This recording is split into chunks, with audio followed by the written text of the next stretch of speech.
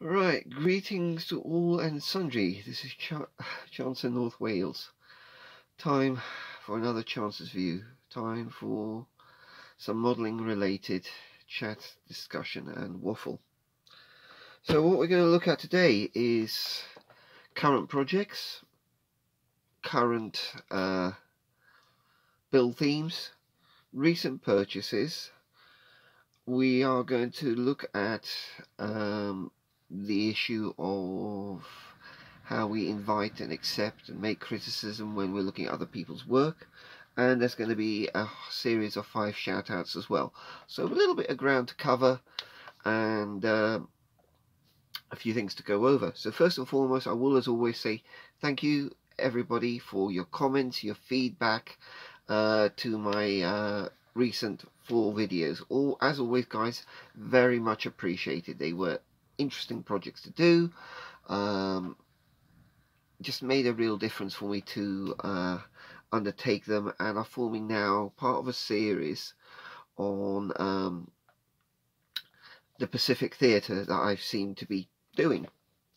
My third build in this series is the Airfix Nakajima B4N1 Kate Japanese torpedo bomber, so it's coming along quite well. And yes, I'm building this one with the wings folded, cockpit open. I've made a Japanese inspired carrier deck for it, so that's just from one of the wooden display pieces from Hobbycraft. I engraved in the planks, added the tie downs and airbrushed in the stripe, and the model will be displayed wings folded and actually strapped down to the deck, wheel chocks in place, torpedo hanging off there. So that's progressing quite nicely, and that's for the Saturday Night Crash Pacific Theatre group build. And it's going to be my third project in a series of group builds. And with that in mind, there's also been, I won't deny, I haven't bought anything Russian recently, but I have been buying a few others. Now, first and foremost, this is from Chester Model Centre, and yeah, there's a reason why I bought this one, the Diana. Now, I remember building the Airfix version of this kit when I was a kid. This is the LS models, so it's very much a bit of a vintage model. Don't know how the guy buys out collections and things like that. It's just a model centre, so people are having a clear out, that kind of thing. Post death clear out, he often buys kit collections. So I bought this classic LS models kit from him for 20 quid. In all credit to the guy, I was very chuffed that he sold it to me for that, because in all fairness, it's worth significantly more to kit collector. Risk is with a kit collector, it's not going to get built. Feelings on this were, I remember building the Airfix model as a kid. This would have been back in the 1970s, and you know, I didn't know anything about the aircraft. Just a nice looking plane, and I always remember him remarking, even with my kids' effort on it, I don't even know if I particularly painted it, that it looked nice, and it was a lovely looking aircraft. I've always thought so about this particular one. So I can't deny there was a little bit of childhood memory in buying this particular kit.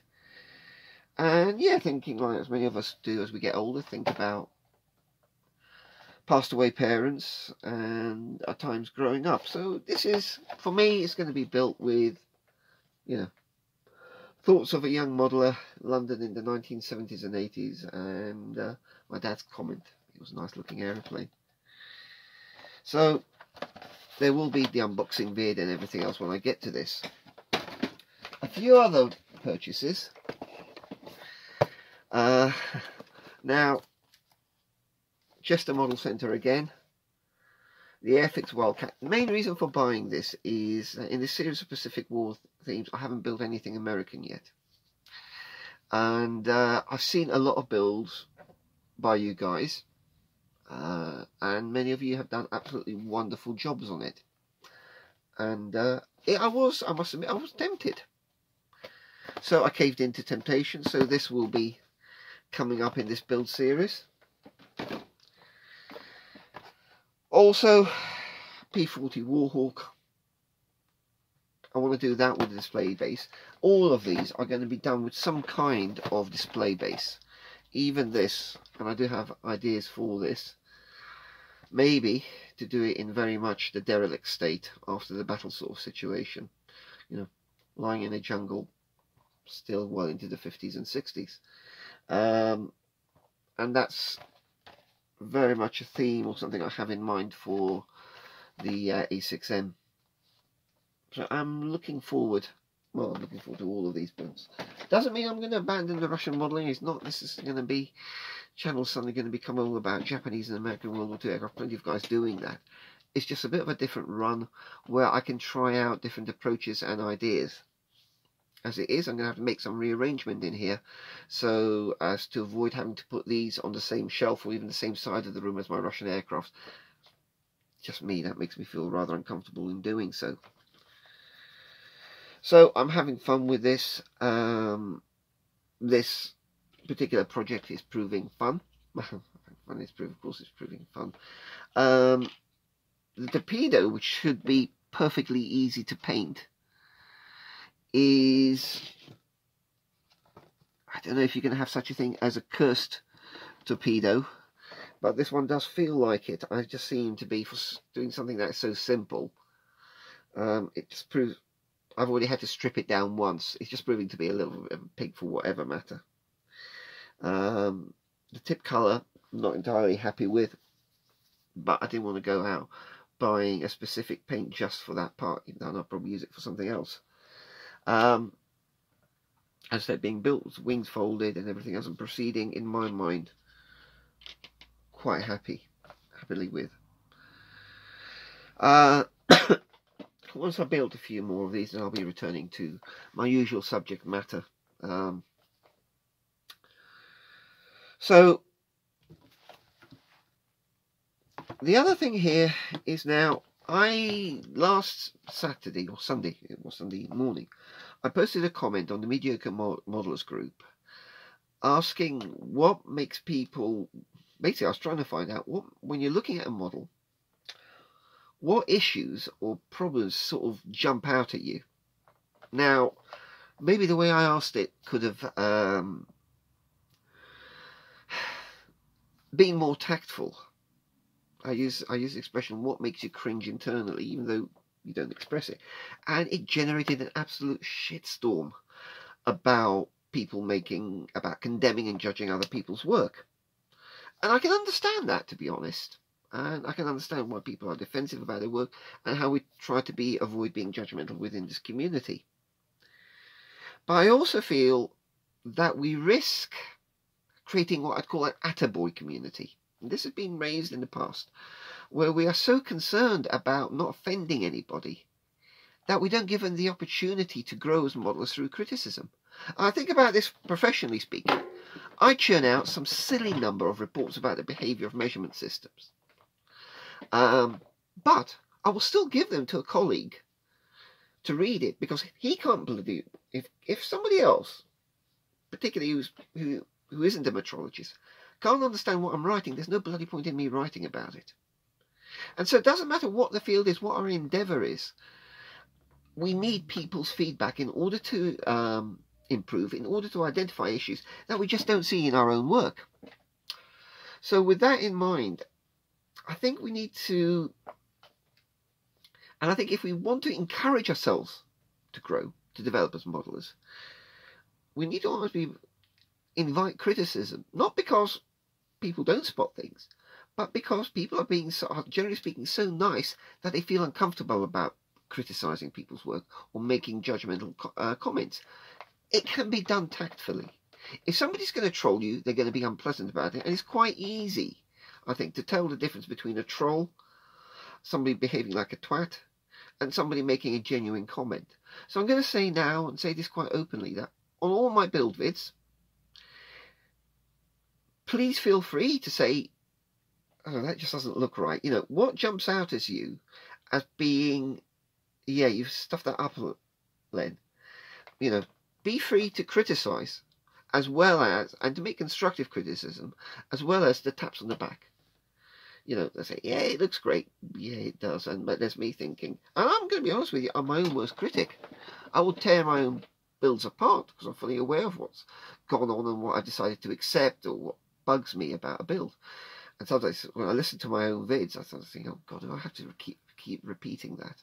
But anyway, I think I want to grow as a modeler, but growth requires both positive and negative feedback, particularly as we progress in it. You know, we all like to feel we can produce a model to, well, I'd say, a competent level. But sometimes we miss things. And for me, I didn't realise how much people noticed things like where I'd inadvertently used gloss rather than matte black on tyres. And for some people, that really jumps out. Wasn't aware of that. I listed a few things that to me jump out, them being decals bridging gaps, where you've put a decal on and it's gone over an aileron, and the decal clearly spans that gap rather than being sliced and allowed to settle in. I notice if a model is on a flight stand with no pilot in the cockpit, that's kind of again, I wouldn't say it to anyone, but it's stuff I pick up on. And then there's the usual things about the seam lines, about poor masking of canopies, things like that, glue stains showing. Now some of them we have to accept, people learn, and we can't hide our models all the time, and sometimes you're just going to bring out something and you know the issues there, but you're not going to spend so much effort on it working through all that. It's part of the learning curve. But I also think we need to be willing to say if somebody, and I'm nervous about this about the youngsters because we really don't want to put them off, but we need to provide constructive, gently expressed, genuine feedback on areas that they could improve, that they could watch out for, or suggest a technique that they could employ. Otherwise we risk in an awful lot of back patting, an awful lot of well done's, but not much growth. Now, if you think I've spoken bollocks, please say so. After over 20 years of marriage, I've got a pretty thick skin, so I can take a bit of negative feedback on this. So that was the main points I wanted to cover, but I'm also going to say one other thing here, and this is ahead of all. I'm going to do a series now of 5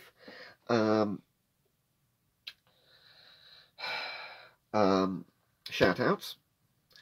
I want to say a big thank you, though, to Matt Hill's Scale Models, and he's going to be in my usual list down below, for one of the nicest, most positive shout-outs I've ever had, or that I've seen. So, Matt, massive thank you for the shout-out you gave me as you embarked on your MiG 15 UM build, or UTI build. I really appreciated it, mate. So he's down below. A guy, I think, after my own heart on scale modelling, taking on some of the older kits and trying to make silk purses out of sow's ears. And there will be the link down below to Matt Hill's Scale Models. Check this guy out. Really great chap. I like watching listening to his vids, having him on in the background, or paying more deeper attention to what he's doing. But if you're not subscribed to him, he's been around for a while, just do so. Okay, so that's Matt Hill Scale Model. Now that's the first shout out. The next are now 5 guys, and over the past month I tend to jot down names in a pad as to channels to look out for, things that I've noticed. So the first one I'm going to call out is HM Scale Modelling. And he's a German chap who does a wide variety of subjects. He's one of these ships, tanks, cars, planes type of guys. Very wide range of models, all built very nicely. His name shows as Null on, he's like a little channel name, don't know why. But HM Scale Modelling, a German chap, a very skilled modeler, and you're bound to find some inspiration there of what I would classify as the neat, solid, quality modelling. Next one is Warbirds and Tanks Painting. Now this is a Serbian chap, and I haven't heard him say anything in his videos, but he does this, plays rock music, shows you what he's working on, and he's a good painter and modeler. And I think certainly there's stuff in there that you can find inspiration on. He does seems to do a mix of subjects, science fiction as well as real world, and some interesting subjects as well, like the hover tank from Star Wars. Which is like, okay, I didn't know there was a kit of that about, but well worth checking out to see how he approaches things, and see how he presents some rather interesting subjects. Number 3 is Kit Kabinet. Now this is a Dutch chap who reviews and builds. I really like his presentation approach. He has a top-down camera, he's talking through his build, what he's doing and how he's gone about it. A very skilled modeler, nicely compiled vids, and you're definitely going to get something out of this. And he also does kit reviews as well. Nicely presented stuff. I think he does mostly model aircraft.